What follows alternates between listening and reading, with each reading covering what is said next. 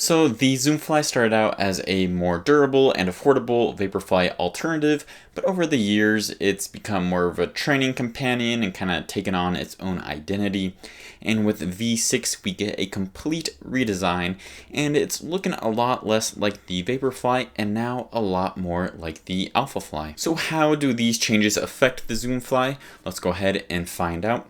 Just a quick disclaimer that I am a team running warehouse ambassador, and they did send me these shoes, but all my thoughts and opinions are my own. Anyways, let's talk about the specs. The Zoomfly 6 has a stack height of 42mm in the heel, 34 in the forefoot with an 8mm heel to toe drop. The weight comes in at 8.6 ounces in a men's size 9. The price is $170, and I put this in the plated up-tempo trainer category. Let's talk a little bit more about what's new in the shoe overview. The upper uses a woven mesh that has a plasticky feel on the outside and a soft, breathable feel on the inside.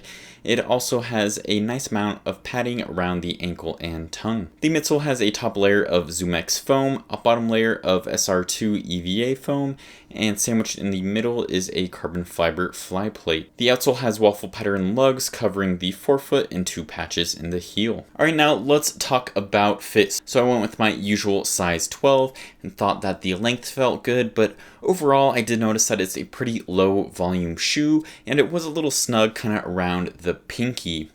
Now putting on thinner socks did help with this, and I think most people will probably be fine with true to size, but if you have wider or higher volume feet, you might want to try going up half, maybe a full size. Other than that though, I had no issues with rubbing, pinching, blisters, anything like that. So despite the previous version, the Zoomfly 5 having a lot of foam underfoot, including ZoomX scraps, it didn't give me that smooth ride that I'm expecting from a high cushion ZoomX shoe.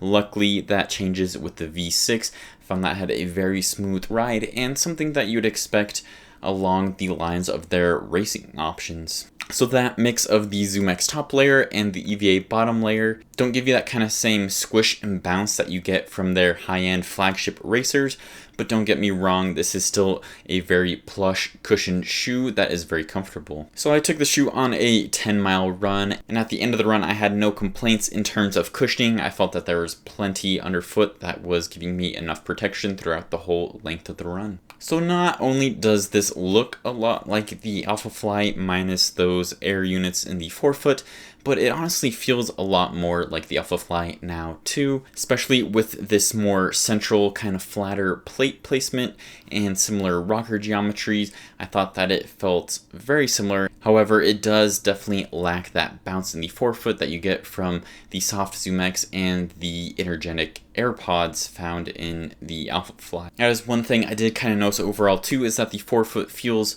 definitely responsive, but a little firmer and not as soft as the back part of the shoe. Overall though, the Zoomfly 6 is fast, protective, and responsive.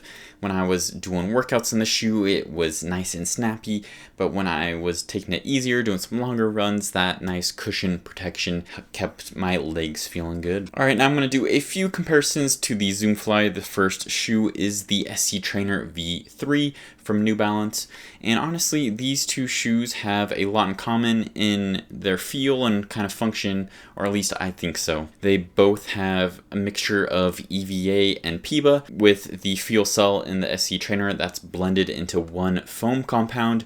Like I mentioned on the Zoomfly 6, they are two separate ones, with the top the ZoomX and the bottom the EVA. They both have full-length carbon plates in there, and they're both more training-oriented companions to the flagship racers. So I did find that the Zoomfly 6 was faster and kind of snappier feeling off the toe-off, and I think that the fact that the Zoomfly 6 is an ounce lighter than the SC Trainer definitely helps it feel faster, but I do think that the forefoot of the SC Trainer feels a little softer and more energetic. So I honestly don't think you can really go wrong with either of these shoes, but if you care about weight or you already race in a Nike shoe, then you might go for the Zoomfly. The next one is a comparison a lot of people asked for, the Superblast 2 versus the Zoomfly 6, and I do think that there's some overlap in the use cases here. They're both very high cushioned shoes with some super foam thrown in there, and they're very versatile, but they also do have a lot of differences too. Personally,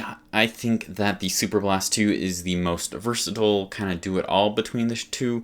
I like it that it's not plated, so when I'm doing my everyday runs, it feels great, but it's light and responsive enough that I can pick up the pace in it, but enough cushion under the foot for long runs. It's kind of a one and done deal here with this shoe.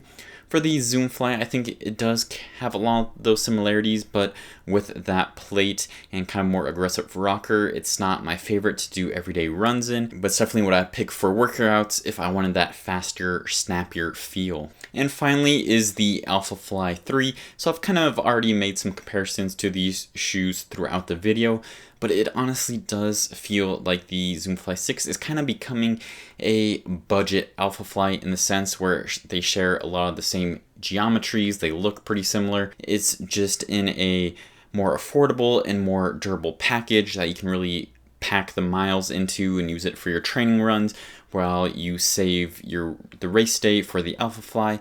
The Alphafly definitely has the top end components to it. It has the light and stretchy breathable atom knit upper. It has a different formula of ZoomX foam in it too that's a little bit lighter and bouncier. It has those Air Zoom pods.